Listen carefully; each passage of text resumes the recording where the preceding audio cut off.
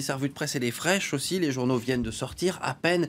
Bonjour Hélène Frade. Bonjour Damien. On parle comme chaque matin des journaux français avec au menu de ces derniers journaux de l'année ce débat toujours sur la déchéance de nationalité pour les binationaux condamnés pour terrorisme, une mesure que François Hollande veut faire inscrire toujours dans la Constitution. On en parle depuis maintenant plusieurs jours. C'est le débat qui déchire la classe politique, à droite comme à gauche d'ailleurs. Mais visiblement pas les Français, comme l'indique un sondage du Figaro qui affirme que 85%, une écrasante majorité, sont favorables à la déchéance de nationalité. En la matière, les Français seraient plus déterminés que les politiques, d'après le journal, qui explique que la position de François Hollande reste inconfortable, puisque sa proposition est loin de faire l'unanimité dans son camp et que les Républicains, eux aussi, sont divisés. François Hollande dans le piège de la déchéance de nationalité, écrit Le Figaro, tandis que Libération, qui confirme que le président, en voulant coincer la droite, s'est coincé lui-même, dynamitant son propre camp, se demande comment celui-ci va bien pouvoir en sortir. Libé évoque une indigestion nationale sur la déchéance, regrettant que la polémique autour de cette réforme occulte les grands chantiers que François Hollande devait présenter aujourd'hui même. Et oui, une présentation qui sera faite lors de ses vœux de fin d'année dans quelques heures. Des vœux brouillés selon le Parisien, qui annonce que le chômage devrait se retrouver relégué à la fin de son allocution ce soir. Le dossier pourrait passer au second plan malgré le fait que l'emploi reste la priorité des Français. C'est ce qu'indique cet autre sondage du Parisien cette fois, qui rapporte que 56% des Français disent que la baisse du chômage est leur premier souhait pour le pays, devant la lutte contre l'insécurité et le terrorisme. Le chômage est l'urgence absolue pour 2016, prévient Le Figaro, qui rappelle que la France compte 700 000 chômeurs de plus depuis le début du quinquennat de François Hollande.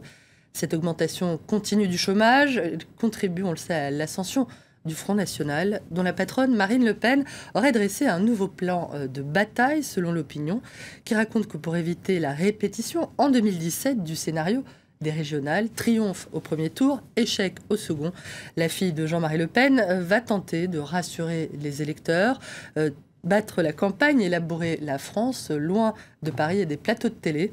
Ces équipes réfléchiraient aussi à la possibilité de changer le nom du parti. Marine Le Pen que l'on retrouve également à la une de Libération, consacrée au choc de 2015. Le score historique du FN, attentat migrants. Le journal évoque une année choc comme aucune autre depuis des décennies. Une année que le journal symbolise par l'hommage des Parisiens aux 130 morts des attaques du 13 novembre, place de la République, la même où avaient déjà convergé des centaines de milliers de personnes après les attentats du 7 au 9 janvier, toujours à Paris.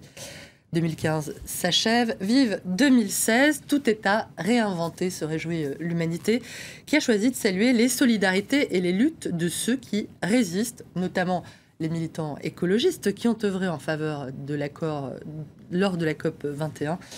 Il y a ceux qui manifestent en clamant haut et fort leurs convictions, et puis il y a ceux aussi qui font le bien sans faire de bruit, rappelle Lacroix, qui cite le philosophe Paul Ricoeur, aussi radical que soit le mal, il n'est pas aussi profond que la bonté. Les héros ordinaires sont à l'honneur. Parmi eux, il y a Arash Derambarche, un conseiller municipal qui s'est battu pendant un an pour que les députés votent enfin des mesures pour lutter contre le gaspillage alimentaire. Cet élu de 36 ans qui est né en France, de parents qui ont fui l'Iran en 1979, veut désormais élargir ce combat à l'ensemble de l'Union européenne. En tout cas, c'est bien de le rappeler, tout n'a pas été sombre en 2015. Et non, et le Parisien vous en donne la preuve en 15 histoires souriantes, 15 belles histoires. Cette année, c'est aussi la fin de l'épidémie Ebola, la progression de la scolarisation des enfants dans le monde ou encore la réconciliation entre Cuba et les États-Unis. Ça a fini par arriver. Ma préférée, sans doute Damien, la façon dont le panda a repris du poil de la bête après des décennies de petite forme. Il serait actuellement 1864 en Chine, soit 17% de plus qu'il y a 10 ans, grâce à la protection de leur habitat. Non seulement, Damien, le panda va mieux, mais cette année, un certain nombre d'animaux qu'on croyait disparus auraient refait surface. La grenouille transformiste en Équateur, une tortue géante aux Galapagos et des singes et ternueurs dans l'Himalaya. J'aurais bien voulu voir ça en images, les singes éternueurs de l'Himalaya. La grenouille transformiste doit être aussi. pas mal aussi. Merci beaucoup Hélène Frade pour cette dernière revue de presse des journaux français de l'année. On s'intéressera à la presse internationale tout à l'heure. Restez avec nous dans quelques minutes, un nouveau journal sur France 24.